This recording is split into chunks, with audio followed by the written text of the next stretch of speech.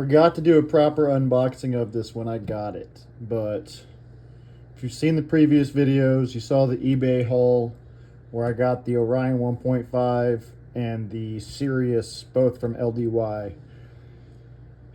The Sirius is great, but that Orion 1.5 has really become probably my favorite Balisong thus far, probably of all time.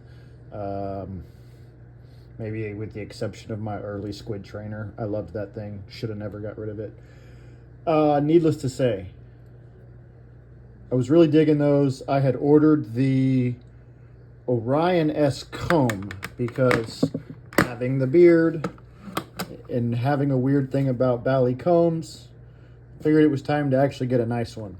Now, this one is the Orion S, and this one's a sandwich design, so it's channel construction without the spacer, but it's still a sandwich design. So super cool. This thing flips amazing. I'll get this box out of the way here in a second and show y'all a little better. I absolutely love this thing. Ironically, every time I have it out, the dog wants me to brush him with it. We have a Malinois, and yeah, this thing is awesome. It works great as a comb. It works as a dog brush. It flips amazing. I still do prefer the 1.5. It's just a little bit better on sound. This one's a little ringy with all the cutouts in the blade, whereas the live blade of the Orion 1.5 doesn't have that same sound. So that's the only, like, flippability wise, like handle shape, how they flip, they both flip absolutely amazing. Going from this to the live blade is awesome. So I imagine the trainer blade would be much the same. But just audibly, I notice a difference. This one's not as quiet as the 1.5. That would be my only, if I had to pick a complaint, that's the only one. I really like this sandwich construction, or sandwich construction, shall we say. I like how they use the same hardware as a body screw that they do as a pivot. I just like the look of that. This thing is absolutely amazing. So what does it come with? It comes with this little box, LDY branded. It's actually a really nice box. If you don't have a bunch of Balisongs, and you order this one, like, you've got something nice. It's got a little separating material, so you could probably store, one or two in here. But this comes with a little, I think this is one of those, you hold it up to your phone or your mobile device or your iPad, and it pulls up the web page for this, I believe.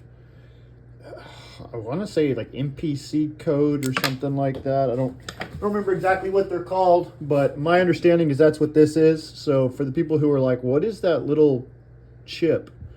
This is apparently just supposed to take you to the product or spec page for this, I believe.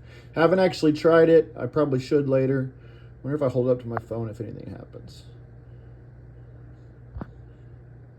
Probably not while I'm recording. Anyway, that's all we'd see. Then it comes with a spare set of hardware. The other stuff I have from the Ballast also came with this from the previous owner. They sent it all. But I think that's a great touch. These companies that put in spare hardware, washers, bushings, it's a nice touch. It's not needed, really. I mean, but most of that hardware is going to last, especially if you're Loctite and everything in place. But it's nice to have spare sets. You write down what it's to, you put them all in your little knife maintenance box, and then you have them if you ever need them or you lose something. It's nice to have.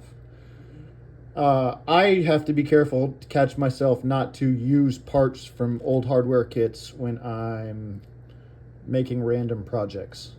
So I got to do better about ordering fresh hardware so I'm not stealing from the stuff I get. But that's a knife maker problem, not a knife review problem. Anyway, that's what comes with this one. Absolutely amazing. This blue and green splatter I thought was just awesome looking. The plain white Volt felt a little boring to me. That's why I put the green and orange model paint on them. Also to kind of distinguish between a bite handle and not bite handle, or bite handle and a safe handle. But yeah, this splatter pattern with the white and the green and the blue and the silver hardware and the silver blade, I just really dig the look of. They did have, I think, one like this with the gray still in the combs when I was looking at them. But this was in the blim section, or had, you know, under the blim stuff. It was a good deal. Absolutely love the way this looks. So flips good. Kind of hard to do it on camera here. So we can go up top and take a quick look at it. And we're back. All right, so let's just do some basic stuff. Full twirl, does that pretty good. Let's see, your ice pick stuff, pretty good.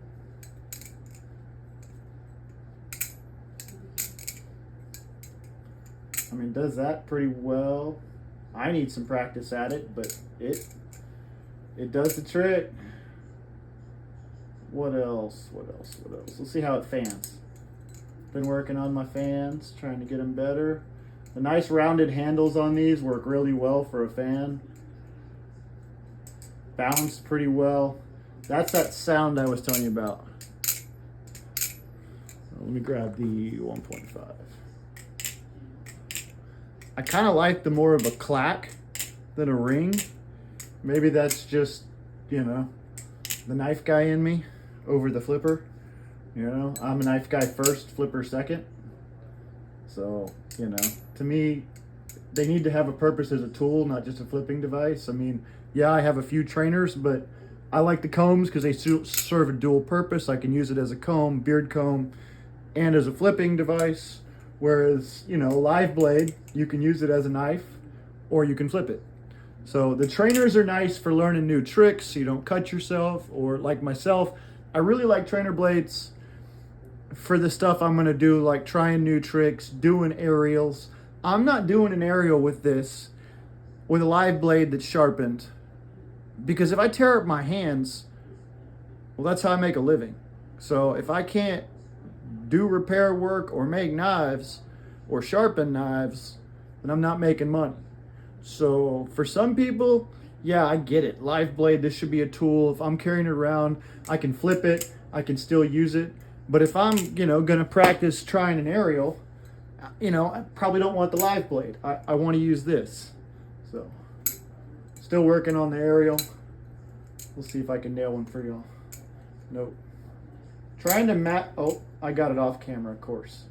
Trying to really master keeping my hand in the same spot when I release that, because I have a tendency to let go and then I move my hand and then I'm trying to find and catch it. And I was flipping with a buddy when we were hanging out last weekend, and he was really being like, dude, you got to get it flipped and then keep your hand where it is and catch it. So I've been really trying to work on that. I really need to start the series of me practicing tricks, because I've been working on a couple, you know, and it's really just about repeatability and trying to get fluid with it. And everybody's like, oh, learn a combo. And it's like, to just break down the tricks one-on-one. And the more you do them, the more comfortable you get. You make up your own kind of flow. But, you know, maybe that's just the old stubborn bastard in me. I'm not going to be able to do it on camera, am I? Of course not.